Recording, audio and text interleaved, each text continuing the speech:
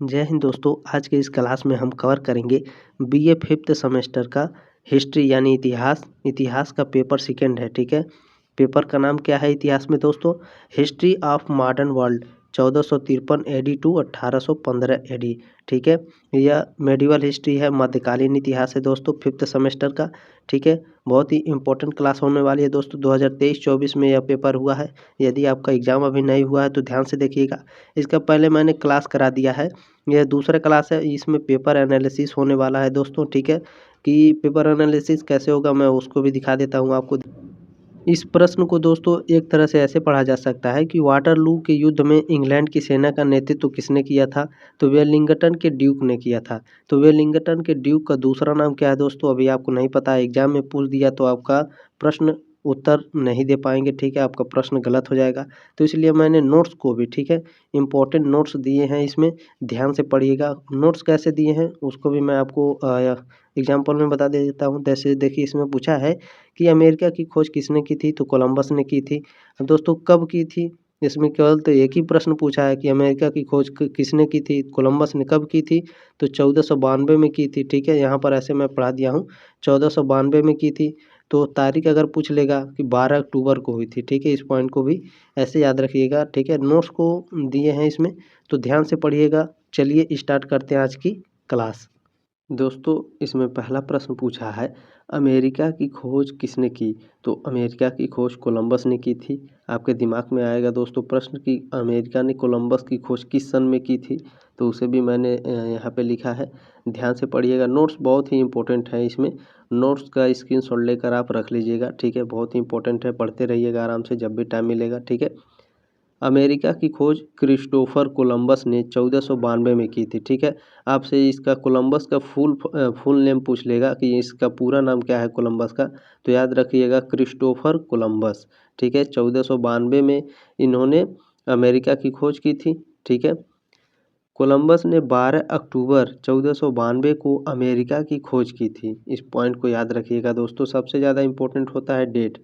ठीक है, आपको 1492 याद हो जाता है लेकिन 12 अक्टूबर याद नहीं होगा, लेकिन इसे ध्यान से पढ़ लीजिए। ठीक है, 12 अक्टूबर 1492। ठीक है, कोलंबस के पास 3 जहाज़ें थे, मोस्ट इम्पोर्टेंट है। जहाज़ का नाम भी पूछता है आपके एग्जाम में कि कोलंबस की जो इनमें से कौन कोलंबस की जहाज़ नहीं थी, निगेटिव में पूछेगा या पूछ लेगा कि इनमें से कौन कोलंबस की जहाज़ है। तो जब आप पढ़े रहेंगे तभी आप इसका प्रश्न का उत्तर दे पाएंगे। तो ध्यान दीजिए, कोलंबस के पास 3 जहाज़ें थीं, नीना, पिंटा और सेंटा। ठीक है, ये 3 जहाज़ें थी सेंटा मारिया। ठीक है, नीना, पिंटा और सेंटा मारिया, ये 3 जहाज़ें थी कोलंबस की। हालांकि कोलंबस ने इसे पूर्वी एशिया समझा था और वहाँ के लोगों को इंडियस यानी इंडियन कहा था। कहते हैं कि कोलंबस मरते दम तक यही मानते रहे कि उन्होंने एशिया की खोज की थी। ठीक है, इस पॉइंट को भी याद रखेंगे, बहुत ही इंपॉर्टेंट नोट्स है। ठीक है दोस्तों, इसका स्क्रीनशॉट ले लीजिए, इसे आप पढ़ते रहिएगा, बहुत ही इंपॉर्टेंट नोट्स है ये। दोस्तों क्लास अच्छा लग रहा है, पढ़ने में मज़ा आ रहा है तो सब्सक्राइब जरूर कर लीजिए। छठे सेमेस्टर में भी धमाकेदार तैयारी करेंगे हम लोग। ठीक है, प्रश्न नंबर 2 इसमें है कि किसने भूकेंद्रीय सिद्धांत का प्रतिपादन किया है? तो दोस्तों टालेमी ने। ठीक है, टालेमी ने भूकेंद्रीय सिद्धांत का प्रतिपादन किया है। ठीक है, नोट्स को बहुत ही ध्यानपूर्वक पढ़ेंगे दोस्तों। भूकेंद्रीय सिद्धांत का प्रतिपादन यूनानी खगोलविद और भूगोलवेत्ता टालेमी ने किया था। टालेमी ने अरस्तु और हिप्पारकस के सामने अपने विचार रखे थे। ठीक है, मोस्ट इम्पोर्टेंट है, आपसे एग्जाम में पूछेगा कि टालेमी ने किसके समक्ष अपने विचारों को रखा था। ए में दे देगा अरस्तु। ठीक है, बी में दे देगा आपको हिप्पारकस। ठीक है, और सी में दे देगा ए और बी दोनों, डी में दे देगा इनमें से कोई नहीं। ठीक है, इस तरह से क्वेश्चन पूछेगा आपसे, तो याद रखिएगा टालेमी ने अरस्तु और हिप्पारकस के सामने अपने विचार रखे थे। उम्मीद है दोस्तों आपको समझ में आ रहा होगा। प्रश्न नंबर 3 है इसमें दोस्तों, फ्रांसीसी क्रांति 1789 के समय फ्रांस का राजा कौन था? बहुत ही महत्वपूर्ण प्रश्न है। तो जो फ्रांसीसी क्रांति कब हुई थी? तो याद रखिएगा 1789 ईस्वी में। तो उस समय फ्रांस का राजा कौन था जब फ्रांस में फ्रांसीसी क्रांति हुई थी 1789 में? तो उस समय राजा थे लुई 16वां। ठीक है, नोट्स को बहुत ही ध्यान से पढ़ेंगे दोस्तों। 1789 ईस्वी में हुई फ्रांसीसी क्रांति के समय लुई 16वें फ्रांस के राजा थे। वह बोरबान राजवंश से थे, इस बात को भी याद रखिएगा। ठीक है, आपके एग्जाम में पूछेगा कि लुई 16वां किस राजवंश से थे, तो लुई 16वां बोरबान राजवंश से थे। ठीक है, इस बात को याद रखिएगा। उन्होंने 1774 में गद्दी संभाली थी, इस पॉइंट को भी याद रखेंगे। लुई 16वें फ्रांसीसी क्रांति के दौरान राजशाही के पतन से पहले आखिरी राजा थे। बहुत ही महत्वपूर्ण नोट्स है। प्रश्न नंबर 4 इसमें पूछा है दोस्तों, 1769 में भाप के इंजन का आविष्कार किसने किया था, तो 1769 में भाप के इंजन का आविष्कार जेम्स वाट ने किया था। चौथे का ऑप्शन नंबर ए हो जाएगा। नोट्स को ध्यान से पढ़ेंगे दोस्तों। स्कॉटलैंड के जेम्स वाट ने 1769 में भाप के इंजन का आविष्कार किया था।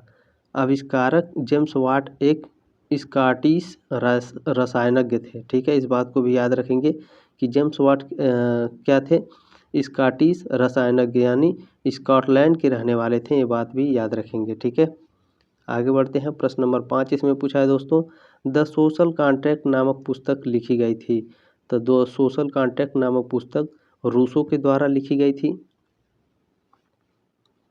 नोट्स को बहुत ध्यानपूर्वक पढ़ेंगे। द सोशल कॉन्ट्रैक्ट नामक पुस्तक को फ्रांसीसी दार्शनिक और लेखन जीन जैक्स रूसो ने लिखा था, इस पॉइंट को याद रखेंगे। ठीक है, यह किताब 1762 में लिखी गई थी। इस किताब का मकसद एक वैध राजनीतिक प्राधिकरण का निर्धारण करना था। ठीक है, आपसे पूछेगा कि द सोशल कॉन्ट्रैक्ट कब लिखी गई थी, तो 1762 ईस्वी में। ठीक है दोस्तों, एक क्वेश्चन और आपसे पूछ सकता है कि द सोशल कॉन्ट्रैक्ट नामक पुस्तक किसके द्वारा लिखी गई थी, तो दोस्तों रूसो के द्वारा लिखी गई थी, इस बात को याद रखेंगे। ठीक है, इनका पूरा नाम क्या है, रूसो का पूरा नाम भी देख लीजिए, जीन जैक्स रूसो। ठीक है, पूरा नाम भी याद रखना बहुत ही अनिवार्य है। प्रश्न नंबर 6 आपसे पूछा है कि अमेरिकी स्वतंत्रता संग्राम के समय इंग्लैंड का शासक कौन था, तो अमेरिकी स्वतंत्रता संग्राम के समय इंग्लैंड का शासक जॉर्ज तृतीय था। ठीक है, छठे का ऑप्शन नंबर सी हो जाएगा। नोट्स को ध्यानपूर्वक पढ़ेंगे। अमेरिका स्वतंत्रता संग्राम के समय इंग्लैंड का राजा किंग जॉर्ज तृतीय था। ठीक है, इसका जन्म 4 जून 1738 को हुआ और मृत्यु वर्ष 1820 में। देखिए, इसका जन्म और मृत्यु भी पूछे जाते हैं। ठीक है, इस प्रश्न को ध्यान से पढ़ लीजिए। पूछेगा किंग जॉर्ज का जन्म कब हुआ था, तो 4 जून 1738 में। इनकी मृत्यु कब हुई थी, तो 1820 में। ठीक है, इस पॉइंट को याद रखेंगे। प्रश्न नंबर 7 है दोस्तों, द स्पिरिट ऑफ लॉज नामक पुस्तक किसने लिखी, तो द स्पिरिट ऑफ लॉज नामक पुस्तक मॉन्टेस्क्यू ने लिखी थी। 7 का ऑप्शन नंबर ए हो जाएगा। नोट्स को बहुत ही ध्यान से पढ़ेंगे दोस्तों, इम्पोर्टेंट है। आपसे पूछेगा कि स्पिरिट ऑफ लॉज, ठीक है, कब लिखी गई थी, तो 1748 में। ठीक है, चलिए स्टार्ट करते हैं। इसमें नोट्स को ध्यान से देखिए। The spirit of laws Baron de Montesquieu द्वारा 1748 में लिखी गई थी। याद रखिएगा, मॉन्टेस्क्यू का पूरा नाम पूछेगा, क्या आप याद रखेंगे, बैरन डी मॉन्टेस्क्यू। ठीक है, इस पॉइंट को याद रखेंगे, इम्पोर्टेंट है। और 1750 में प्रकाशित हुई थी। देखिए, दोनों में अंतर है। ठीक है, यह किताब कब लिखी गई थी, द स्पिरिट ऑफ लॉज 1748 में। अब प्रकाशित कब हुई थी, तो 1750 में। मोस्ट इम्पोर्टेंट नोट्स है ये। ठीक है, स्क्रीनशॉट ले लीजिए, पढ़ते रहिएगा, इम्पोर्टेंट है दोस्तों ये नोट्स। ठीक है, जिसमें उन्होंने एक राज्य के भीतर शक्तियों के पृथक्करण का अपना सिद्धांत दिया है। वह एक फ्रांसीसी राजनीतिक दार्शनिक थे। यह पुस्तक सरकार के सिद्धांत और संरचना पर एक विस्तृत ग्रंथ है। ठीक है, आपसे ये भी पूछ लेगा दोस्तों कि द स्पिरिट ऑफ लॉज क्या है, तो द स्पिरिट ऑफ लॉज एक ग्रंथ है, ये भी याद रखेंगे। ठीक है, इस पॉइंट को भी याद रखिएगा। आगे बढ़ते हैं दोस्तों। इसमें प्रश्न नंबर 8 पूछा है दोस्तों, नेपोलियन ने किस वर्ष स्वयं को फ्रांस का शासक घोषित किया। नेपोलियन ने दोस्तों 1804 ईस्वी में स्वयं को फ्रांस का शासक घोषित किया था। नोट्स को ध्यान से पढ़ेंगे। 1804 में नेपोलियन बोनापार्ट ने खुद को फ्रांस का सम्राट घोषित किया था। नेपोलियन बोनापार्ट एक फ्रांसीसी सैन्य और राजनीतिक नेता थे। ठीक है, इस पॉइंट को भी याद रखेंगे। वह फ्रांसीसी क्रांति के दौरान प्रमुख हो गए। ठीक है, फ्रांसीसी क्रांति जब हुई थी तो उस समय वो क्या हो गया, फेमस हो गया था। आगे बढ़ते हैं। प्रश्न नंबर 9 है दोस्तों, सर्वप्रथम सांस्कृतिक पुनरुत्थान कहाँ प्रारंभ हुआ, सर्वप्रथम सांस्कृतिक पुनरुत्थान इटली में प्रारंभ हुआ, ठीक है। 9 का ऑप्शन नंबर बी हो जाएगा। नोट्स को ध्यानपूर्वक पढ़ेंगे। सांस्कृतिक पुनरुत्थान की शुरुआत 14वीं और 17वीं सदी के बीच यूरोप में हुई थी, ठीक है। इस दौरान सांस्कृतिक और धार्मिक प्रगति आंदोलन और युद्ध हुए थे। पुनर्जागरण का मतलब होता है फिर से जागना, ठीक है। आपके एग्जाम में पूछेगा, ये 100% क्वेश्चन आएगा ज़रूर, इसे लिख लीजिए आप, ठीक है। पुनर्जागरण का मतलब क्या होता है? फिर से जागना। ये लगभग हर एग्जाम में पूछता है ये प्रश्न, ठीक है। ये फेवरेट क्वेश्चन है एग्जामिनर का, ये हमेशा पूछता है और पूछेगा भी, और ध्यान में भी रखेंगे इस बात को, ठीक है।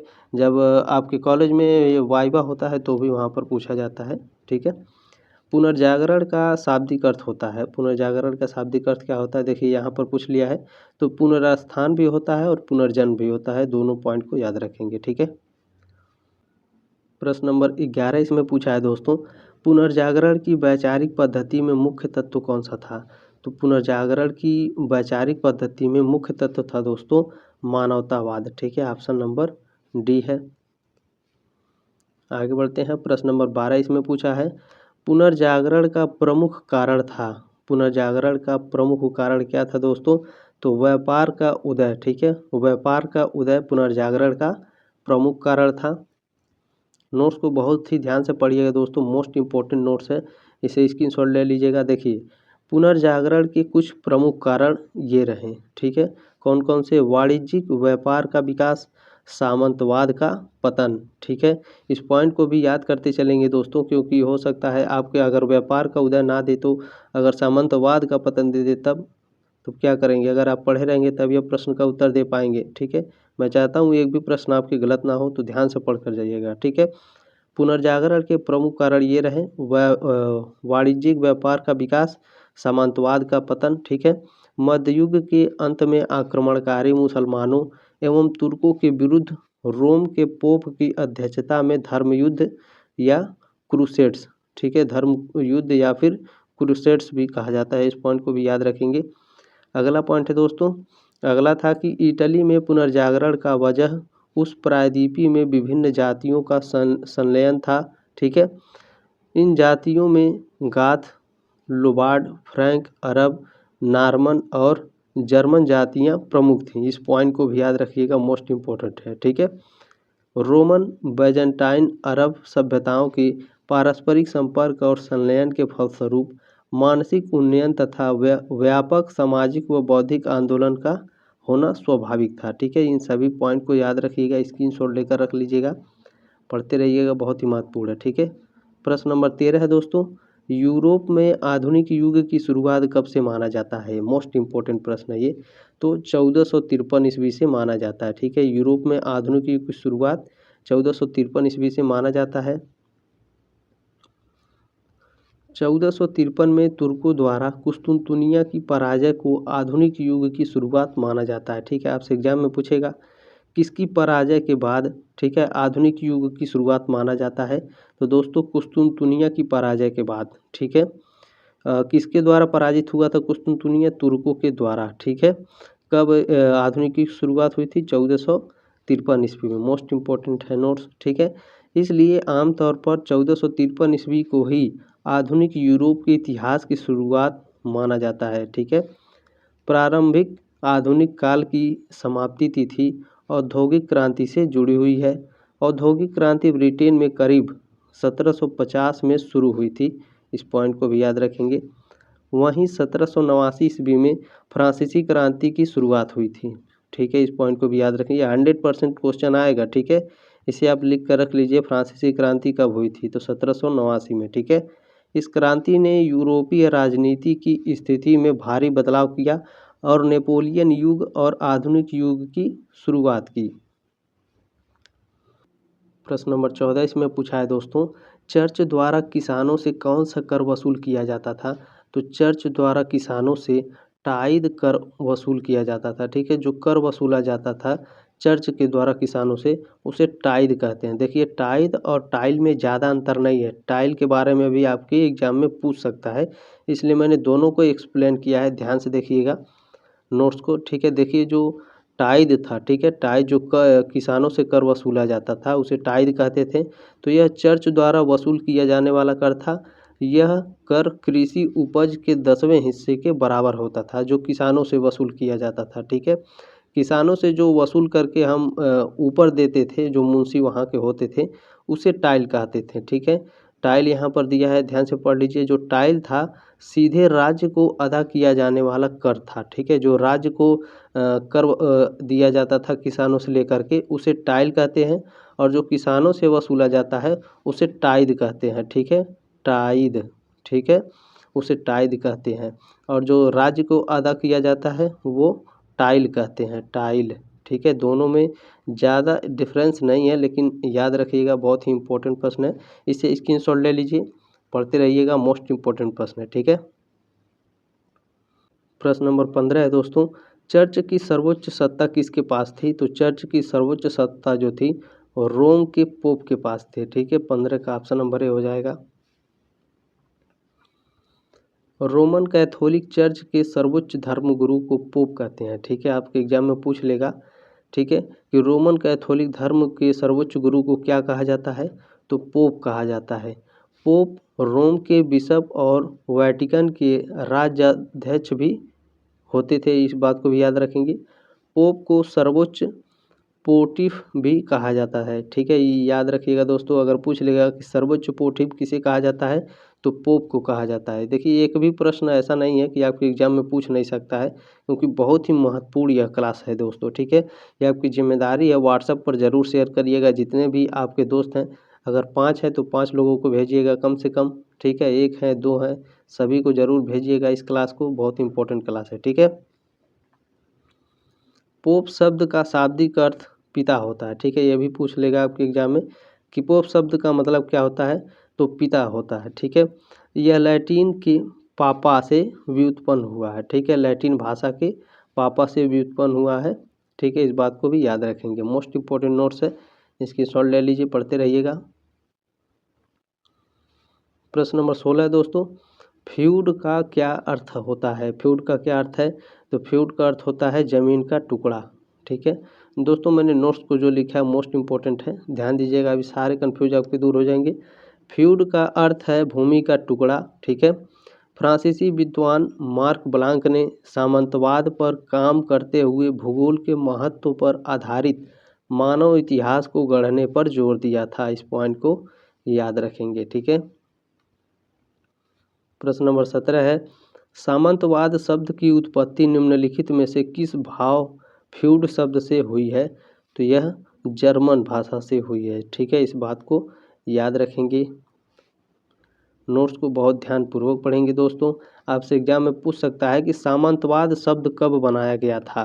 तो याद रखिएगा, सामंती व्यवस्था वाक्यांश 1736 में बैरोनिया एंग्लिका में छपा, जो 1727 में इसके लेखक थॉमस मैडॉक्स की मृत्यु के 9 साल बाद प्रकाशित हुआ, ठीक है। इस पॉइंट को याद रखिएगा, मोस्ट इंपॉर्टेंट है।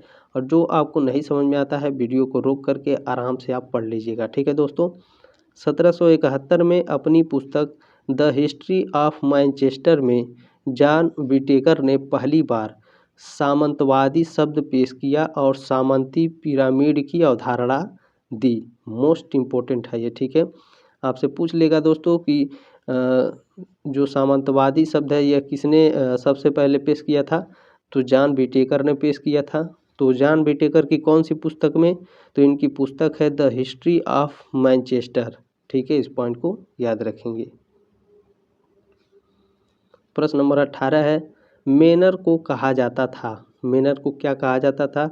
तो सुदृढ़ दुर्ग कहा जाता था, ठीक है। दोस्तों ये थोड़ा टाइपिंग में गलती हो गई है, यहाँ पर होना चाहिए था, इसके लिए सॉरी। लेकिन मेनर को सुदृढ़ दुर्ग कहा जाता है, इस पॉइंट को याद रखेंगे, ठीक है। नोट्स को ध्यान से पढ़ते चलेंगे दोस्तों। मेनर लार्ड या स्वामी का घर होता था, इस पॉइंट को भी याद रखेंगे। उसमें उनके घर, निजी खेत, चारगाह और दास होते थे। मेनर एक किला या हवेली होती थी, इस पॉइंट को भी याद रखेंगे, जहां लॉर्ड या स्वामी रहता था। कई यूरोपीय देश में इन मेनरों के लॉर्ड बड़े बड़े इलाकों में भी मालिक होते थे, ठीक है। मैनर मध्य युग के सामाजिक और आर्थिक महाशक्ति का प्रतीक था। एक मैनर में कई गांव होते थे। मैनर में ही सामंत का घर होता था जिसे मैनर हाउस कहा जाता था। ठीक है, इस पॉइंट को याद रखेंगे। सबसे मोस्ट पॉइंट ये है, इसे ध्यान दीजिएगा। मैनर शब्द पुराने फ्रेंच शब्द मनोइर से आया है जिसका मतलब है निवास स्थान। इस पॉइंट को याद रखेंगे दोस्तों, मोस्ट इम्पोर्टेंट है। प्रश्न नंबर 19 है दोस्तों, नाइटस कौन थे? नाइटस एक घुड़सवार सैनिक हुआ करते थे। 19 का ऑप्शन नंबर सी है। नाइट जो थे घुड़सवार योद्धा होते थे जिसकी सैन्य सेवा एवज में राजा उन्हें ये उपाधि प्रदान करता था। ये नाइट्स घुड़सवार योद्धा होते थे जिन्हें सेवा के एवज में राजा उन्हें ये उपाधि प्रदान करता था। ठीक है, नाइट की या नाइट्स की, इस बात को याद रखेंगे। प्रश्न नंबर 20 इसमें पूछा है, निम्नलिखित में से कौन सा सामंतवाद पदानुक्रम के अंतर्गत आता है? तो दोस्तों राजा, उसके बाद बैरन और नाइट, ये तीनों सामंतवाद पदानुक्रम के अंतर्गत आते हैं। ठीक है, ऑप्शन नंबर डी है उपरोक्त सभी। प्रश्न नंबर 21 में पूछा है, द लास्ट जजमेंट किसके द्वारा निर्मित प्रसिद्ध चित्र था? द लास्ट जजमेंट दोस्तों माइकल एंजेलो द्वारा, ठीक है, प्रसिद्ध चित्र था। माइकल एंजेलो ने बनाया था। ठीक है, इस चित्र को, चित्र का क्या नाम है? The last judgment. ठीक है, नोट्स को बहुत ध्यानपूर्वक पढ़ेंगे। प्रसिद्ध चित्र द लास्ट जजमेंट को इटली के पुनर्जागरण चित्रकार माइकल एंजेलो ने बनाया था। ठीक है, इस पॉइंट को याद रखेंगे। यह चित्र 1533 से 1541 के बीच बना था। मोस्ट इम्पोर्टेंट है, ये भी याद रखेंगे। ठीक है, प्रश्न नंबर 22 है दोस्तों, निम्न में से कौन द लास्ट सपर नामक कलाकृति से संबंधित है? तो दोस्तों ऑप्शन नंबर सी है, लियोनार्डो दा विंची लास्ट सपर नामक कलाकृति से संबंधित है। प्रश्न नंबर 23 पूछा है, रुधिर परिसंचरण तंत्र की खोज किसने की? तो आप सभी लोग जानते हैं विलियम हार्वे ने की थी। 23 का ऑप्शन नंबर ए हो जाएगा। नोट्स को ध्यान से पढ़ेंगे। रक्त परिसंचरण तंत्र की खोज 1628 में अंग्रेजी चिकित्सक और शरीर रचना विज्ञानी विलियम हार्वे ने की थी। ठीक है, अगर पूछ लेगा कि रक्त परिसंचरण की खोज किस सन में की गई थी, 1628 में किसने की थी दोस्तों? तो विलियम हार्वे ने। प्रश्न नंबर 24 है, इंग्लैंड का प्रसिद्ध निबंधकार कौन था?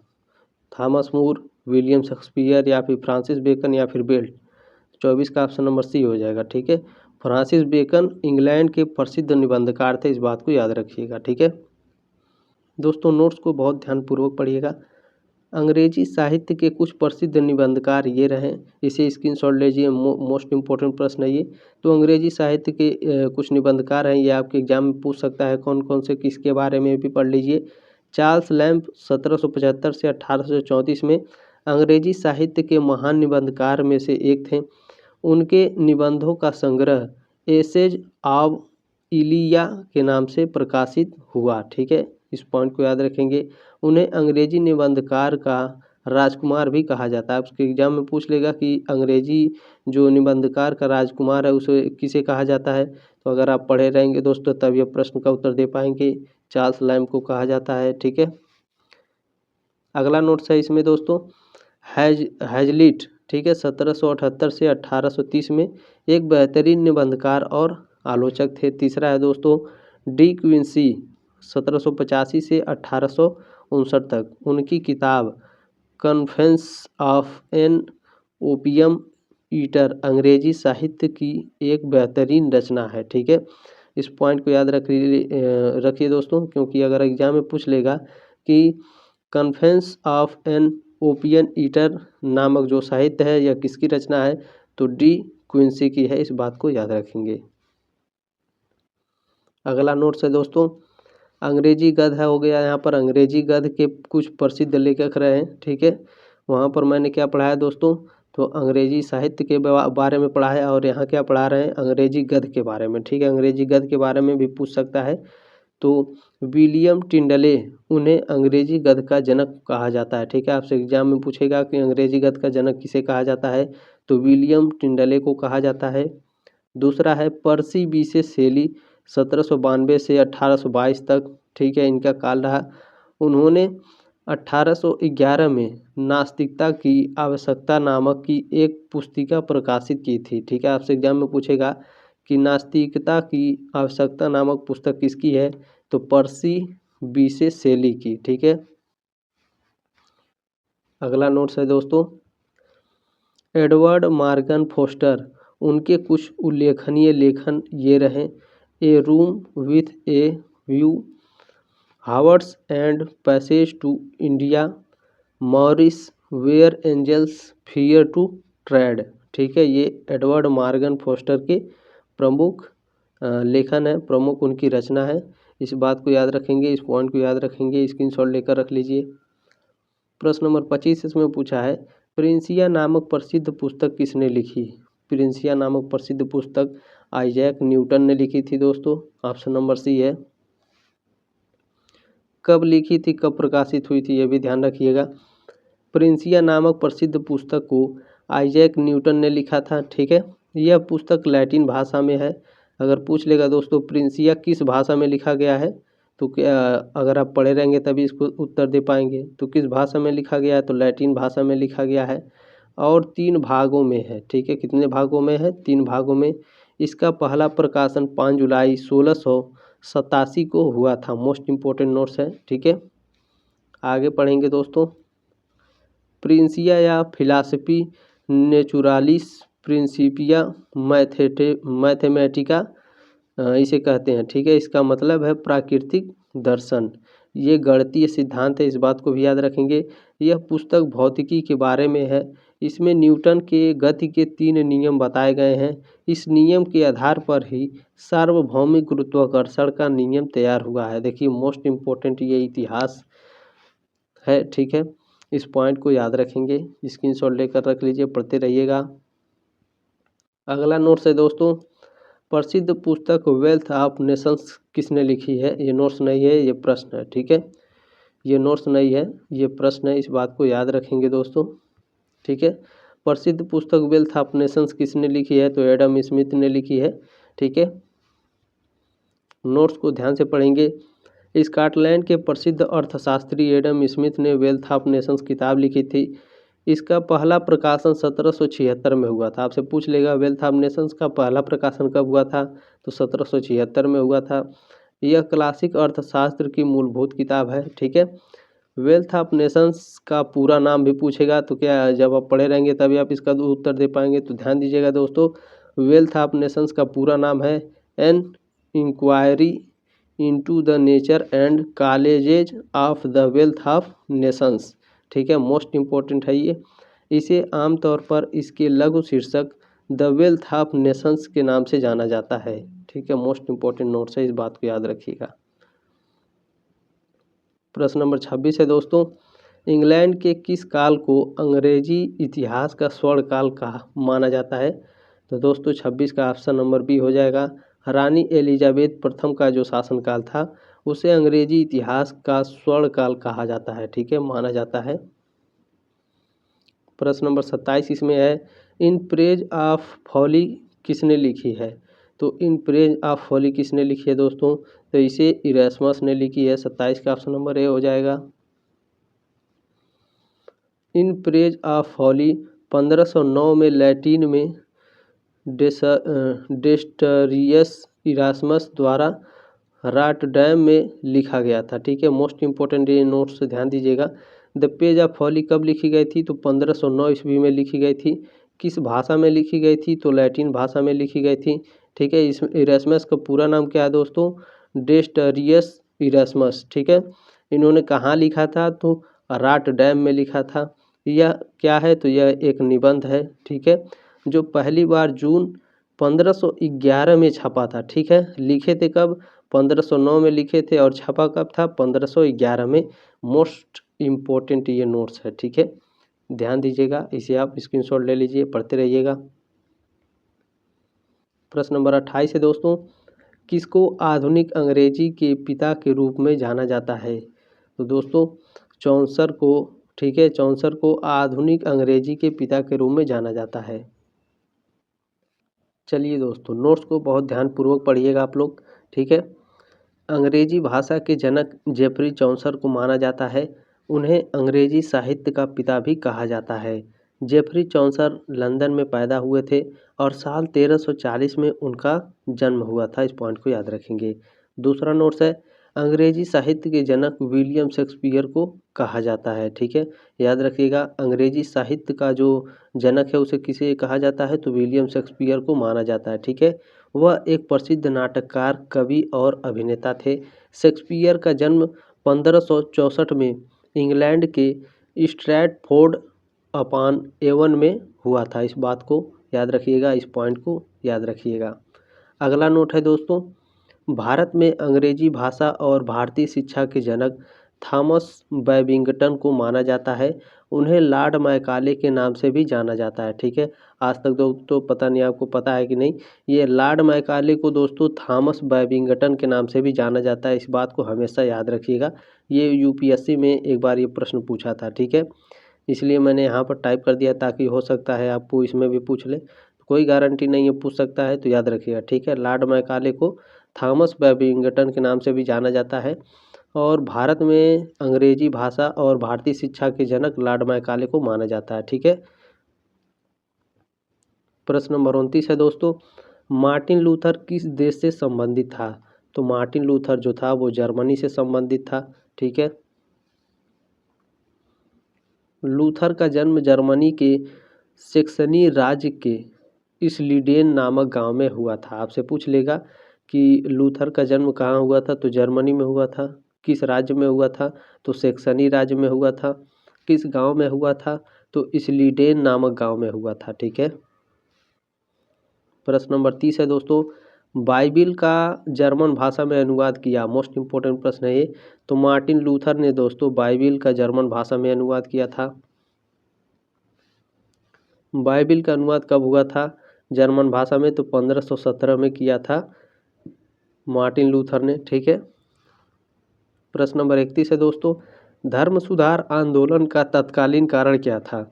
धर्म सुधार आंदोलन का तत्कालीन कारण था, यह पोप और क्षमा पत्र के खिलाफ विद्रोह था। ठीक है, ऑप्शन नंबर बी है 31 का। नोट्स को ध्यान से पढ़िएगा दोस्तों, मोस्ट इम्पोर्टेंट है ये नोट्स। धर्म सुधार आंदोलन की शुरुआत मार्टिन लूथर ने किया था। ठीक है, 1517 ईस्वी में। इस आंदोलन के तत्कालीन कारण क्या थे, मोस्ट इम्पोर्टेंट है, ये 4 तत्कालीन कारण थे। देखिए अभी ऊपर आपसे पूछा ना, जब आप ध्यान से पढ़े रहेंगे दोस्तों तभी आप प्रश्न के उत्तर दे पाएंगे। ठीक है, तो इसमें तत्कालीन कारण क्या क्या थे, पोप की धार्मिक प्रभुत्ता को खत्म करना, चर्च की बुराइयों को खत्म करना। ठीक है, धर्माधिकारियों के पाखंड और आडंबरों को खत्म करना, जर्मनी के राजा रोमन चर्च की विशाल संपत्ति पर अपना अधिकार जमाना चाहते थे। ठीक है, ये सभी इस आंदोलन के तत्कालीन कारण थे, धर्म सुधार आंदोलन के। ठीक है, याद रखिएगा, मोस्ट इम्पोर्टेंट है। प्रश्न नंबर 32 इसमें पूछा है, मार्टिन लूथर ने धर्म सुधार की कितनी बातें गिरजाघर के मुख्य द्वार पर चिपकाई थी, तो 95 बातें चिपकाई थी। ठीक है, प्रश्न नंबर 33 है दोस्तों, ट्रेंट की सभा किस वर्ष हुई। ट्रेंट की सभा किस वर्ष हुई थी दोस्तों, तो 1545 ईस्वी में ट्रेंट की सभा हुई थी। ठीक है, इस बात को याद रखेंगे। ट्रेंट की धर्म सभाएँ 1545 से 1565 के बीच हुई थी। ठीक है, लास्ट बार पूछ लेगा आपसे कि जो ट्रेंट की सभाएँ हैं लास्ट बार किस सन में हुई थी, तो 1565 में। या शुरुआत कब हुआ था, 1545 में। ठीक है, इन सभाओं का आयोजन जर्मनी के सम्राट चार्ल्स प्रथम ने किया था। मोस्ट इम्पोर्टेंट है ये, पूछ लेगा कि ट्रेंट की जो धर्म सभाएँ हुई थी उसका आयोजन किसने किया था, तो जर्मनी के सम्राट चार्ल्स प्रथम ने, चार्ल्स पंचम है। ठीक, सॉरी यहाँ पर चार्ल्स पंचम है, इसके लिए सॉरी, बोलने में कभी कभी गलती हो जाती है। ठीक है, ट्रेंट की जो धर्म सभा है चार्ल्स पंचम ने किया था। ये सभाएं 18 सालों में 3 भागों में आयोजित की गई थीं। इस पॉइंट को याद रखेंगे। ठीक है, प्रश्न नंबर 34 इसमें पूछा है दोस्तों, ऑक्सबर्न की संधि किस वर्ष हुई। ऑक्सबर्न की संधि दोस्तों 1555 ईस्वी में हुई थी। 34 का ऑप्शन नंबर डी है। दोस्तों नोट्स को बहुत ही ध्यानपूर्वक पढ़ेंगे। ऑक्सबर्न की शांति नहीं है यहाँ पर, ऑक्सबर्न की संधि है। ठीक है, ऑक्सबर्न की संधि, ऑक्सबर्ग की संधि, जिसे ऑक्सबर्ग सेटलमेंट भी कहा जाता है। 25 सितंबर 1555 को शाही शहर ऑक्सबर्ग में हस्ताक्षर की गई थी। यह संधि चार्ल्स पंचम पवित्र रोमन सम्राट और इस्मालकार्डिक लीग के बीच हुई थी। इस पॉइंट को याद रखेंगे, मोस्ट इंपॉर्टेंट है। ठीक है, वीडियो को रोक करके जो नहीं समझ में आएगा आराम से पढ़िएगा। ठीक है दोस्तों, अगला नोट्स है, देखिए जो ऑक्सबर्ग की संधि हुई थी, ठीक है, ऑक्सबर्ग की जो संधि हुई थी उसमें कुछ प्रावधान दिए गए थे। तो प्रावधान भी दोस्तों ध्यान से पढ़ लीजिए, कौन कौन से प्रावधान थे ऑक्सबर्ग की संधि में। तो जर्मनी के हर राजा को अपना और अपनी प्रजा का धर्म चुनने का आज़ादी दी गई थी।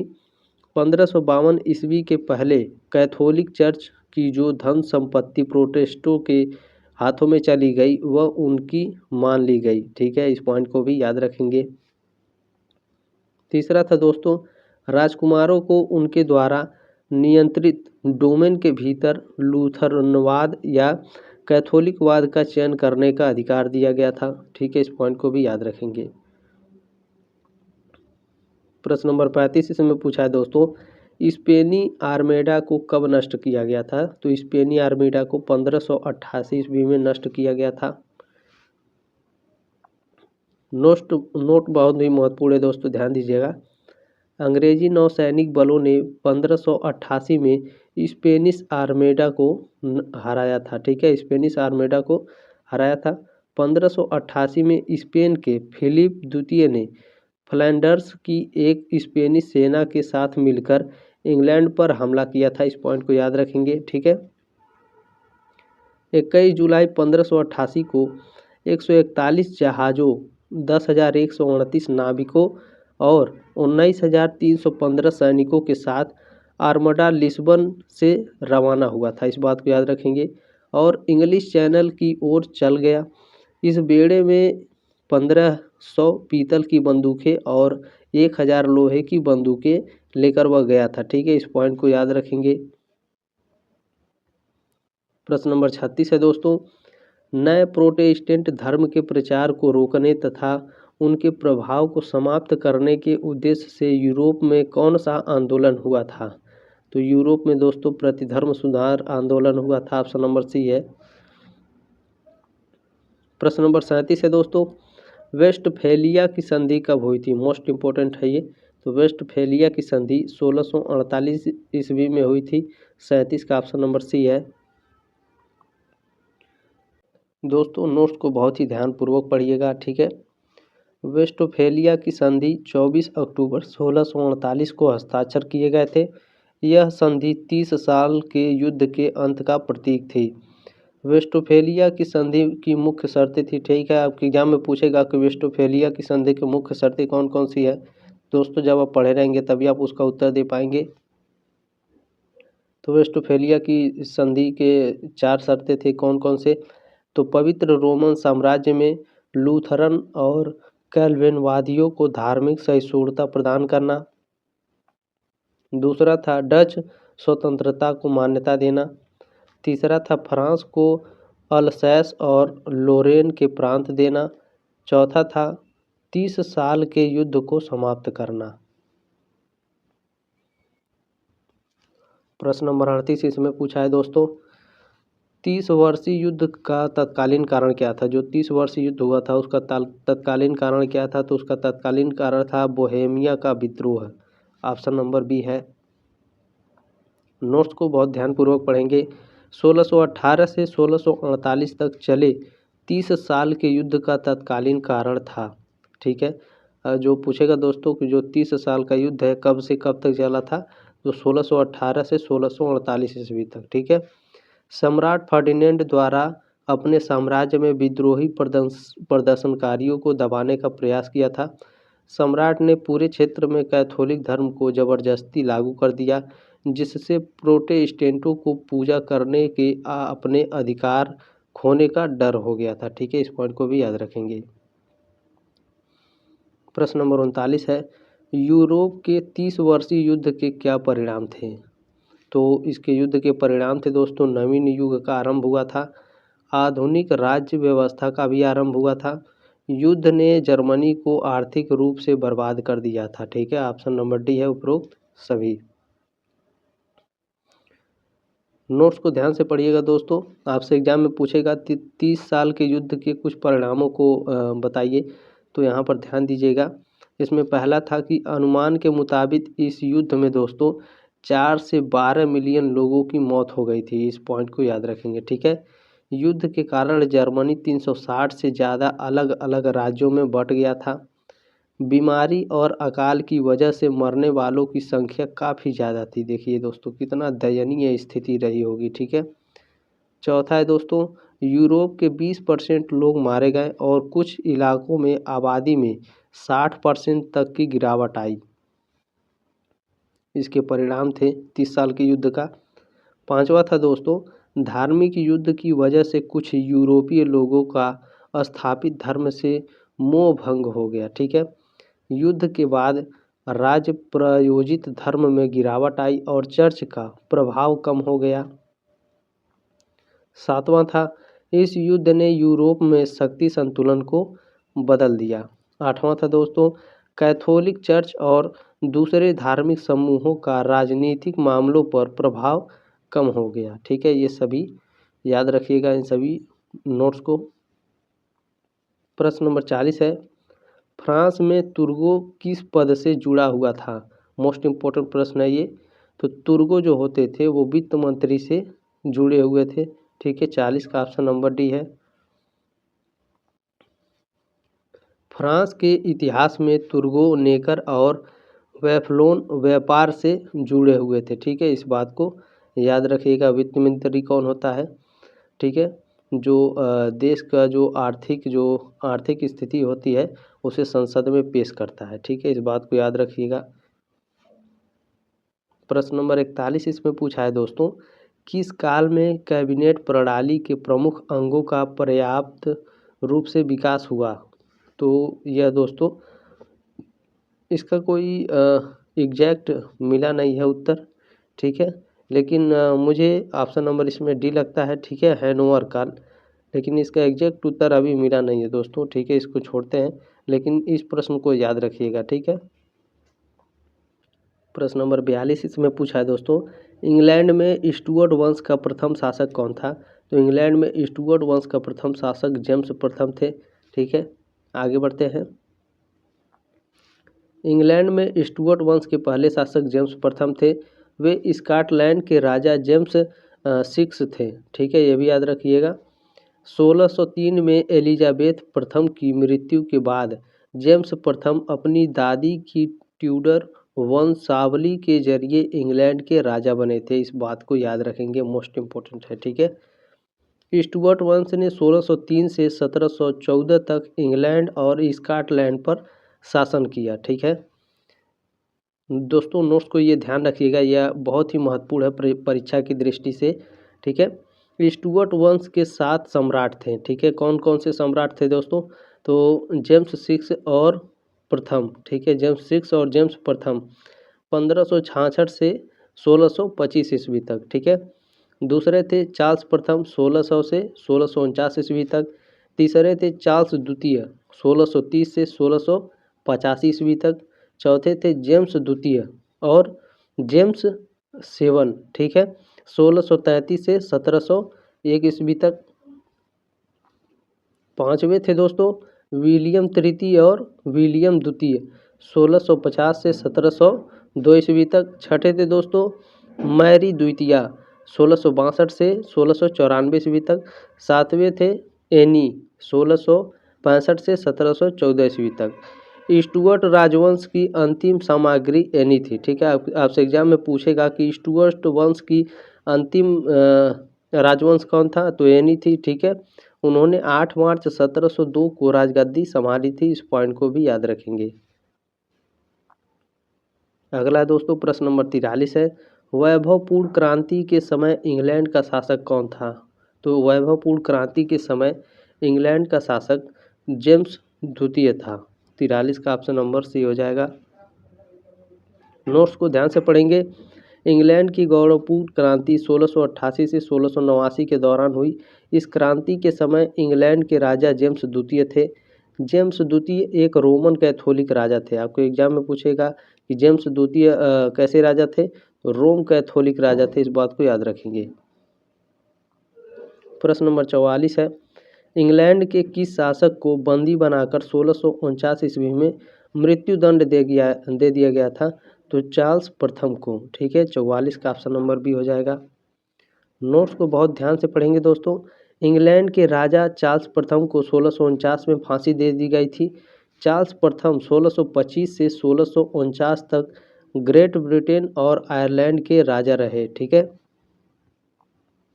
प्रश्न नंबर 45 है, चार्ल्स द्वितीय को किस वर्ष में राजा घोषित किया गया था। चार्ल्स द्वितीय को किस वर्ष में राजा घोषित किया गया, 1660 ईस्वी में। 45 का ऑप्शन नंबर ए हो जाएगा। यह भी याद रखिएगा, चार्ल्स द्वितीय को फरवरी 1660 को स्कॉटलैंड की संसद ने राजा घोषित किया था। चार्ल्स द्वितीय इंग्लैंड, स्कॉटलैंड और आयरलैंड के चार्ल्स प्रथम और फ्रांस की हेनरीटा मारिया के बेटे थे। ठीक है, इस बात को याद रखेंगे। चार्ल्स प्रथम को 30 जनवरी 1649 को फांसी दे दी गई थी। इस पॉइंट को याद रखिएगा, 30 जनवरी को। ठीक है, 1649 याद हो जाएगा, लेकिन 30 जनवरी याद नहीं होता। इस पॉइंट को याद रखिएगा, इसकी वजह से आपके प्रश्न गलत हो जाते हैं। ठीक है। प्रश्न नंबर 46 है, विलियम ऑफ ऑरेंज और उनकी पत्नी मैरी को इंग्लैंड के राज सिंहासन पर कब बैठाया गया था, तो उन्हें 13 फरवरी 1689 को बैठाया गया था। इस पॉइंट को याद रखेंगे दोस्तों। कभी कभी एग्जाम में दोस्तों अप्रैल दे देता है। ठीक है, 11 अप्रैल दे देता है, तो आप कंफ्यूज मत होइएगा। अगर 11 अप्रैल देगा तो 11 अप्रैल लगाएंगे, या तो फिर 13 फरवरी 1689। ठीक है, आगे बढ़ते हैं, नोट्स को ध्यानपूर्वक पढ़ेंगे। विलियम ऑफ ऑरेंज और उनकी पत्नी मैरी को 11 अप्रैल 1689 को इंग्लैंड के राज सिंहासन पर बैठाया गया था। लंदन के बिशप हेनरी कॉम्पटन ने वेस्टमिंस्टर एब्बे में एक साथ दोनों को ताज पहनाया गया था। इस बात को याद रखेंगे। ठीक है। प्रश्न नंबर 47 इसमें पूछा है, प्रोटेस्टेंट का संस्थापक कौन था, तो प्रोटेस्टेंट का संस्थापक मार्टिन लूथर था। 47 का ऑप्शन नंबर ए हो जाएगा।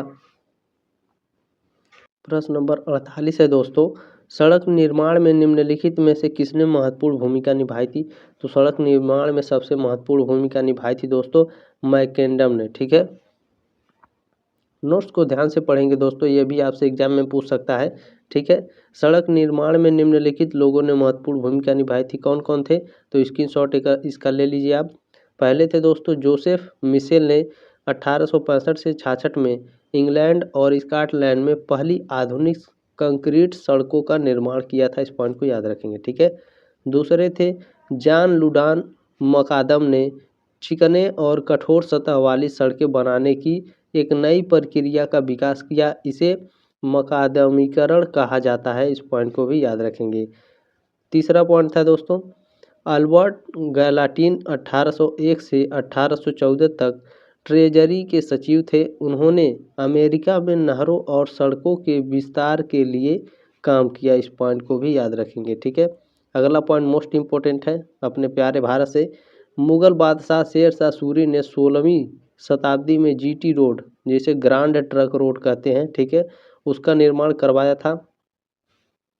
इसमें अगला प्रश्न है दोस्तों, lectures on the industrial revolution in England नामक पुस्तक किसने लिखी, मोस्ट इम्पोर्टेंट है ये, तो यह अर्नोल्ड टॉयनबी ने लिखी है। ऑप्शन नंबर सी हो जाएगा। प्रश्न नंबर 50 है, कॉमन सेंस नामक पुस्तक किसने लिखी, कॉमन सेंस नामक पुस्तक थॉमस पेन ने लिखी। याद रखिए, कभी कभी थॉमस लिखता है तो कंफ्यूज मत होइएगा। ठीक है, एग्जामिनर कुछ भी लिख देता है, थॉमस या तो टॉमस, दोनों को कंफ्यूज मत होइएगा, याद रखिएगा। नोट्स को ध्यान से पढ़ते हैं।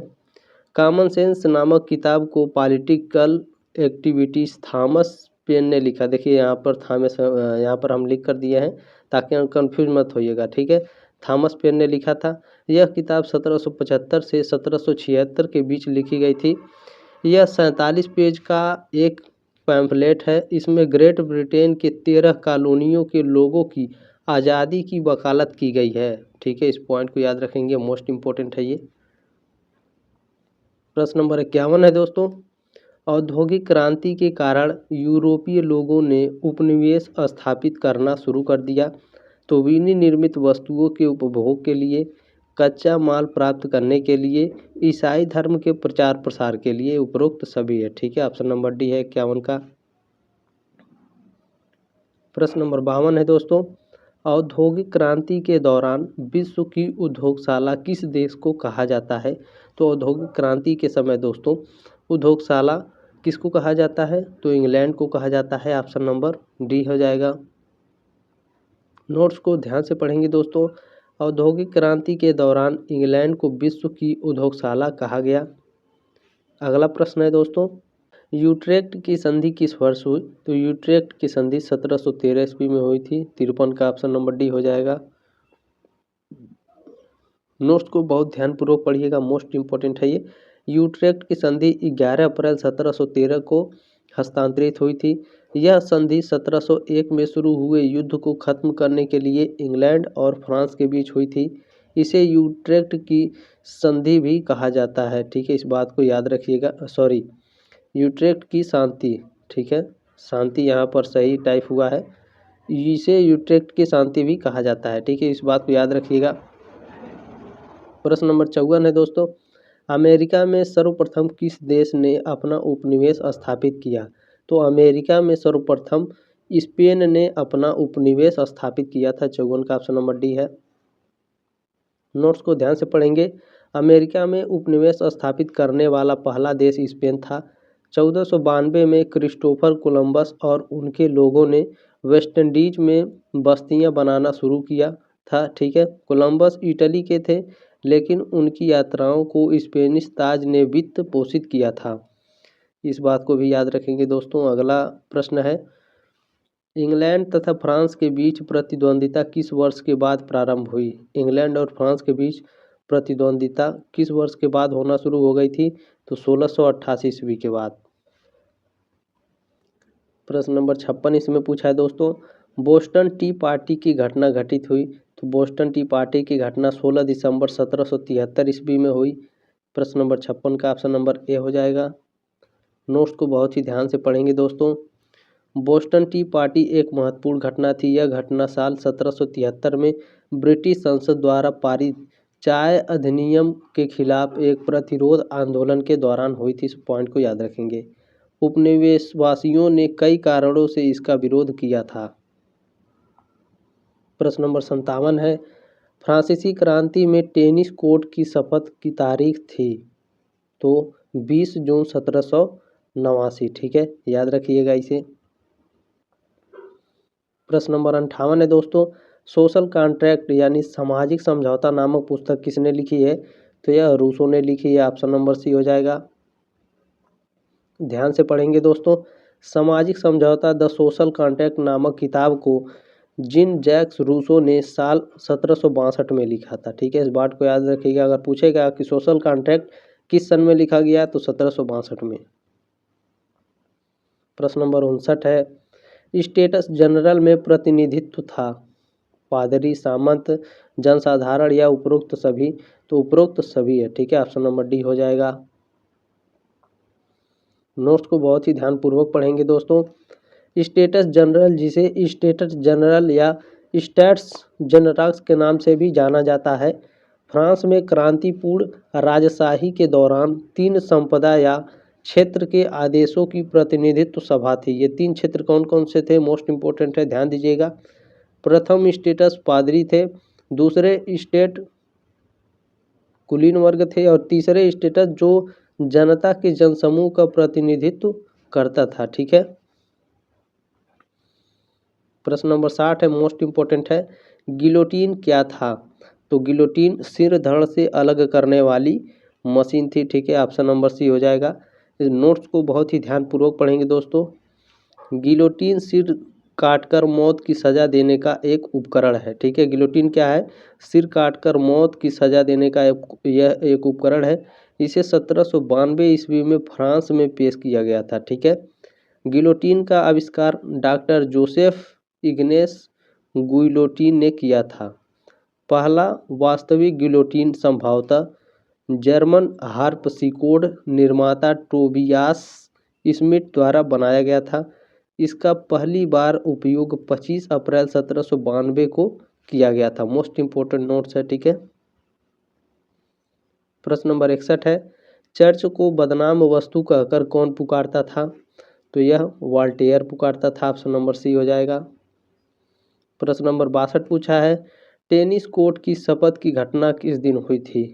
तो दोस्तों 1789 में हुई थी, लेकिन इसमें जो डेट दिया है ये गलत दिया है। ठीक है, 20 जून को हुई थी, अभी आप लोगों ने ऊपर पढ़ा है। ठीक है, 20 जून 1789 को।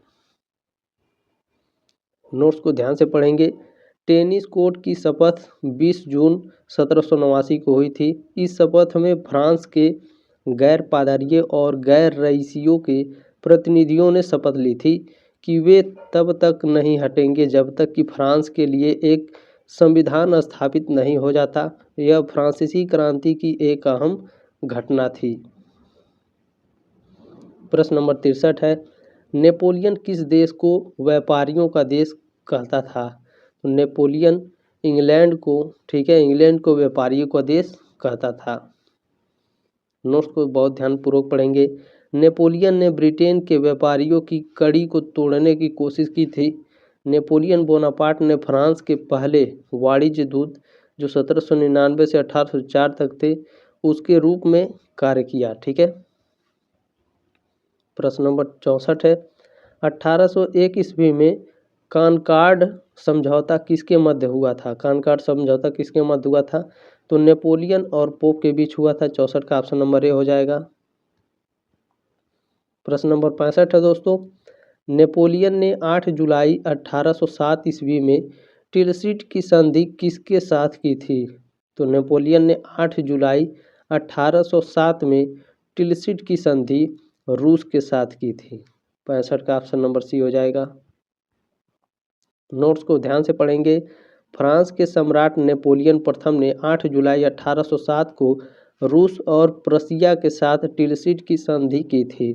इस पॉइंट को याद रखेंगे, बहुत महत्वपूर्ण है। देखिए यहाँ पर ध्यान दीजिएगा, टिलसिट की संधियाँ 7 जुलाई और 9 जुलाई 1807 को हुई थी। ठीक है, इन संधियों पर हस्ताक्षर फ्रांस के सम्राट नेपोलियन प्रथम और रूस और प्रशिया के राजाओं ने किए थे। ठीक है, इन संधियों ने चौथे गठबंधन के युद्ध को खत्म कर दिया था। इस पॉइंट को याद रखेंगे। ठीक है, ये 9 जुलाई नहीं है, ये 8 जुलाई है, इसे याद रखिएगा। ठीक है, 8 जुलाई। ठीक है, इस पॉइंट को याद रखेंगे। 8 जुलाई को दोस्तों जो नेपोलियन था वह रूस के साथ हस्ताक्षर किया था, और 7 जुलाई 1807 को दोस्तों प्रशिया के साथ हस्ताक्षर किया था। इस बात को याद रखिएगा। 7 और 8 जुलाई एक दिन का अंतर है, कंफ्यूज मत होइएगा, ध्यान से पढ़ लीजिएगा। ठीक है। प्रश्न नंबर 66 है, यह मेरी सैकड़ों विजय नहीं है बल्कि मेरे नियमों की संहिता है जो मुझे लंबे समय तक अमरता प्रदान करेगी। कथन है, यह कथन किसका है? तो यह कथन नेपोलियन का है। ऑप्शन नंबर बी हो जाएगा। प्रश्न नंबर 67 है, प्रथम काउंसिल के रूप में नेपोलियन बोनापार्ट शासन किया था। यहाँ पूछ रहा है नेपोलियन बोनापार्ट का शासन कब से कब तक रहा? तो 1799 से 1804 ईस्वी तक रहा। ऑप्शन नंबर डी हो जाएगा। नोट्स को ध्यान से पढ़िएगा, बहुत ही महत्वपूर्ण है। नेपोलियन बोनापार्ट 15 अगस्त 1769 से 5 मई 1821 ने 11 नवंबर 1799 से 18 मई 1804 तक प्रथम काउंसिल के रूप में शासन किया था। ठीक है, इस पॉइंट को याद रखेंगे दोस्तों। उन्होंने 1804 में खुद को नेपोलियन प्रथम के नाम से फ्रांस का सम्राट घोषित किया था। नेपोलियन ने 1804 ईस्वी से 1814 तक सम्राट के रूप में कार्य किया। वह 20 मार्च से 22 जून 1815 में भी सम्राट रहे थे। इस पॉइंट को भी याद रखेंगे। प्रश्न नंबर 68 है दोस्तों, नेपोलियन ने महाद्वीपीय व्यवस्था किसके विरुद्ध लागू की थी? तो किसके विरुद्ध? तो इंग्लैंड के विरुद्ध लागू की थी। 68 का ऑप्शन नंबर ए हो जाएगा, इंग्लैंड। नोट्स को ध्यान से पढ़ेंगे। नेपोलियन बोनापार्ट ने महाद्वीपीय व्यवस्था ब्रिटिश साम्राज्य के खिलाफ लागू की थी। महाद्वीपीय व्यवस्था या कॉन्टिनेंटल सिस्टम नेपोलियन युद्ध के दौरान 21 नवंबर 1806 से 11 अप्रैल 1814 तक लागू रही। इस पॉइंट को याद रखेंगे। इस व्यवस्था का विरोध करने वाले देशों में रूस, प्रशा, स्वीडन, पुर्तगाल और स्पेन भी शामिल थे। ठीक है, नेपोलियन का भाई लुई बोनापार्ट भी इस व्यवस्था का विरोधी था, इस बात को याद रखेंगे। प्रश्न नंबर 69 है, नेपोलियन ने महाद्वीपीय व्यवस्था की घोषणा बर्लिन ज्ञप्ति के द्वारा किस वर्ष की? तो 21 वर्ष की थी, तो 21 नवंबर 1806। प्रश्न नंबर 70 है दोस्तों, जून 1815 ईस्वी के किस युद्ध में नेपोलियन की हार हुई? तो वाटरलू में यह हार गया था दोस्तों। वाटरलू का युद्ध कब हुआ था? 1815 में, अभी याद रखेंगे, ठीक है। नोट्स को ध्यान से पढ़ेंगे। नेपोलियन बोनापार्ट की अंतिम हार 18 जून 1815 को बेल्जियम में हुई वाटरलू की लड़ाई में हुई थी, ठीक है, इस बात को याद रखेंगे। इस लड़ाई में नेपोलियन की फ्रांसीसी सेना और ब्रिटेन, रूस, प्रसा, ऑस्ट्रिया, हंगरी की सेना थी। इस लड़ाई में हारने के बाद नेपोलियन ने आत्मसमर्पण कर दिया था। प्रश्न नंबर 71 है दोस्तों, वाटरलू के युद्ध में इंग्लैंड की सेना का नेतृत्व किसने किया था? मोस्ट इंपॉर्टेंट है। तो इस युद्ध में दोस्तों इंग्लैंड की सेना का जो नेतृत्व था वो वेलिंगटन के ड्यूक ने किया था। 71 का ऑप्शन नंबर ए हो जाएगा। नोट्स को बहुत ही ध्यान से पढ़ेंगे दोस्तों। साल 1815 में वाटरलू की लड़ाई में ब्रिटिश सेना का नेतृत्व आर्थर वेलेस्ली ने किया था, ठीक है, इस बात को याद रखिएगा। ब्रिटिश सेना का नेतृत्व किसने किया था? तो वेलेस्ली ने किया था, आर्थर वेलेस्ली ने। वेलेस्ली को ड्यूक ऑफ वेलिंगटन के नाम से भी जाना जाता था, इस बात को याद रखिएगा, ठीक है। दोनों नाम को याद रखिएगा, इंपॉर्टेंट नाम है, ठीक है। ड्यूक ऑफ वेलिंगटन की सेना में ब्रिटिश सेना और हनोवर के राजा का जर्मन सेना भी लगभग 70,000 लोग थे, ठीक है। साथ ही नीदरलैंड, बेल्जियम, ब्रंसविक और नासाऊ के सैनिक भी शामिल थे, इस बात को याद रखेंगे, ठीक है। आगे ध्यान दीजिएगा, मोस्ट इंपॉर्टेंट है। वाटरलू की लड़ाई में नेपोलियन बोनापार्ट की 72,000 फ्रांसीसी सेना को ड्यूक ऑफ वेलिंगटन की 68,000 सेना थी, कौन कौन से? ब्रिटिश, डच, बेल्जियम और जर्मन, ठीक है, की सेना के सामने खड़ा किया था। इस लड़ाई में नेपोलियन को हार का सामना करना पड़ा और उसे अंतिम बार निर्वासित कर दिया गया, ठीक है। सोचिए, जो नेपोलियन बोनापार्ट था उसकी 72,000 सैनिक थी, ठीक है, और जो ड्यूक ऑफ वेलिंगटन थे दोस्तों उनकी 68,000 सेना थी, ठीक है। सोचिए इनकी जो चाल थी, इनका दिमाग था कितना ज़बरदस्त था कि 68,000 सैनिक लेकर के 72,000 को हरा दिए थे, ठीक है। दोस्तों उम्मीद है आपको जानकारी अच्छी लगी होगी। एक लाइक ज़रूर कीजिएगा, सब्सक्राइब जरूर करिएगा छठे सेमेस्टर के लिए, ठीक है। क्लास को शेयर जरूर कर दीजिएगा क्योंकि नॉलेजेबल क्लास है। मिलते हैं अगले क्लास में, तब तक ले जय हिंद, वंदे मातरम।